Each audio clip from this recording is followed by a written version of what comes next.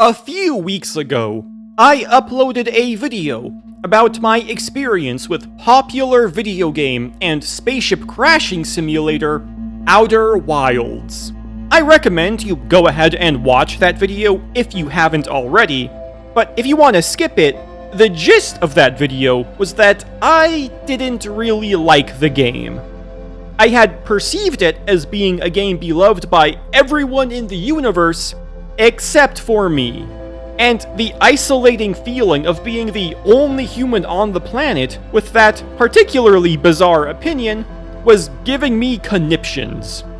So, I made the video and asked the community to help me out, to watch it, and try to help me understand what went wrong with me, why my brain repelled enjoying this game harder than two polarized magnets trying to hug each other.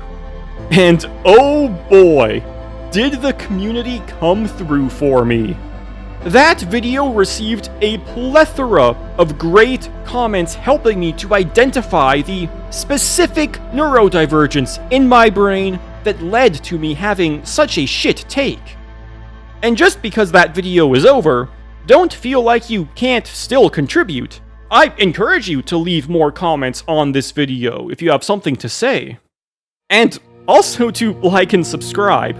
I would feel honored to have members of the Outer Wilds community as part of my personal YouTube bubble. I'll get to the insights you all provided to me in a second, but before I do, I have to spend some time glazing how wonderful this community is. I got a ton of responses to my initial request for help in understanding my dislike of Outer Wilds, both on the YouTube comments themselves and on some Reddit threads I posted. I was expecting a pretty hateful response of gamers telling me to go kick rocks or commit toaster bath, but to my surprise, basically every single comment was rather positive and thoughtful. Even the comments that did rightfully take some shots at me and my inscrutable opinions were still relatively respectful and engaged with my request for insight. Honestly, if it wasn't for the community's response to my video, I would have never even bothered making this follow-up. Hell, I probably wouldn't have even bothered to finish the game.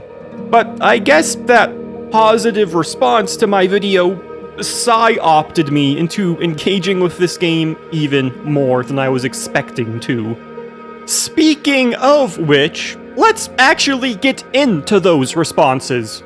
Those insights about Outer Wilds, the universe, and my place in it. By far, my biggest takeaway from reading comments is that I should have been bouncing around the galaxy a lot more than I was. It seems like the whole point of having a time loop in the first place isn't to interrupt whatever you're currently working on, but to encourage you to go somewhere else, look at other planets, and maybe to not even come back to this previous location for several hours. And if that's the dev intended way to play, then it makes total sense to me now why this game didn't gel with me.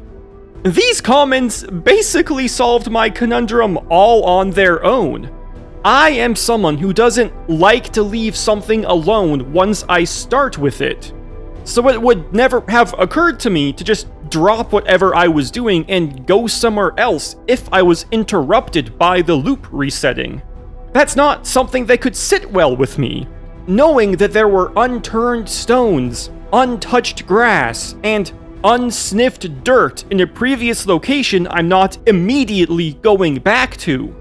If I don't feel like I've cleared an area of a game, any game, before moving on, then I simply can't move on. I have to feel like I've seen everything I need to see. Because if I don't, I'm afraid I'll forget about this location and never end up seeing something important that I need or want. But Outer Wilds doesn't work like that. If there's something you need to see, the game will direct you to it from a different location. And if it's really important, from multiple different locations.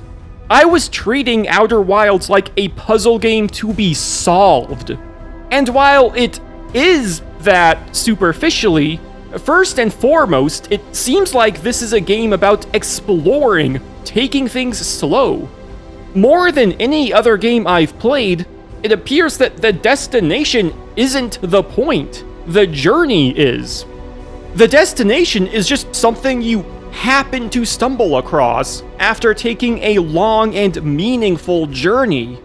Like finding a 24-hour Taco Bell after a 3 a.m. bar crawl. If I just trusted the game more, trusted that it would be okay to walk away from any given area, anything I needed to see would eventually reveal itself to me from somewhere else. My second biggest takeaway from reading these comments was about the story. It's a narrative that seems to really resonate with a ton of people, and I do get why, but its execution just doesn't work for me personally. Without voice acting or faces, the non-linear story felt more like reading item descriptions in Dark Souls than reading an exciting narrative. Although, that reveal inside the Sun Station did go really fucking hard for me. Besides that, I don't really see these entries as story beats, but as clues to solve the next puzzle. And I guess I should try to engage with them more as story moments, but that's just hard for me to do. As much as I love Dark Souls and other games of its ilk, I think their approach to storytelling is super bland and uninteresting. Outer Wilds certainly isn't doing that exact thing, but it's similar in a way that also disinterests me. Even the ending, an aspect of the game people seem to love, really annoyed me on a narrative level. Unfortunately, I don't think there's a super clean solution to suddenly liking this aspect of the game. I can try to engage with the Outer Wilds journal entries a little bit more as entries and less as puzzle pieces, but I think this is something that just doesn't vibe with me personally. Next, people informed me that I shouldn't be rushing so much. I touched on this earlier, but the game is about the journey. Slow moments that I found so annoying are actually pretty intentional. They're supposed to be moments of reflection, of meditation even. I don't know if that's a hurdle I can overcome. I'm someone who likes to move at my own pace, and I find forced waiting annoying. But understanding the purpose of these slow moments and knowing they're intentional can at least allow me to appreciate them even if I can't fully enjoy them. And my final big takeaway is how much this community loves their game without insisting it has to be one of the greatest games of all time that everyone must love or you're a goddamn idiot. To the contrary, I read over and over again in these comments that fans of Outer Wilds are just very vocal about it. And it actually isn't a game for everyone the way I initially thought. They assured me if I don't like it, that's fine. Not everyone does. This kind of open-mindedness is unheard of in video game communities. And I don't know, I just thought that was very nice to see. This community has truly helped me to better understand how you're supposed to engage with this game. I might not have gotten it initially, but I feel like if I could start over, knowing then what I know now, I would like it a lot more. Sometimes it takes a few tries before something actually clicks for you. I mean, that's what happened with me and my beloved Dark Souls. It took several tries before I actually got into it. And now, the Souls series is an all-time favorite of mine. I like playing those games almost as much as I enjoy doing crystal meth, and I'd like for something similar to happen with Outer Wilds. There's just one problem. I can't exactly try to play Outer Wilds again now that I've already played it. Everybody says this is a game you can only play one time, and I spent my one time working as hard as I could to undermine the developer vision, and that caused me to not enjoy myself. I can't just give myself amnesia and try again. This isn't going to work the same way it did for Dark Souls. Outer Wilds just isn't the kind of game where that's possible. The only real solution at this point would be to somehow take what I've learned and apply it to brand new content. Something I've never seen before. Something that I don't know anything about. Not its premise, not its gameplay, not its story. A total blank slate for me to try again. And that just can't happen with Outer Wilds. At least, not with the initial release. For you see, luckily for me, Outer Wilds has a DLC.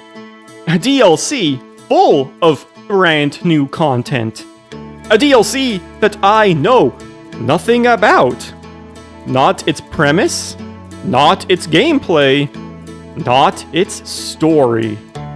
So I will take what I've learned from the community, grab my 10-year-old DualShock 4, sit in my relatively comfortable gamer chair, tune out the world around me, and just let the good vibes from Echoes of the Eye wash all over me.